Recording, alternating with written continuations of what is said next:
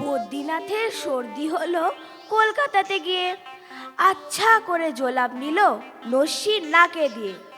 Doctor এসে বলল কেসে, বড়ই কঠিন ব্যায়াম, এসব কি সুচিকিৎসা?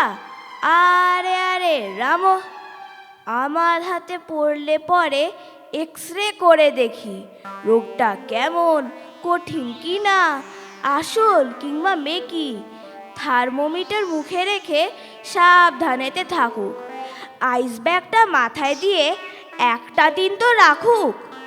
ইনজেকশন নিতে হবে, অক্সিজেনটা পরে, তারপরেতে দেখব এ রোগ থাকে কেমন করে। পল্লীগ্রামের বদ্রীনাথ অবাক হলো ভারী। সর্দি হলেই এমন তর, ধন্য ডাক্তারি।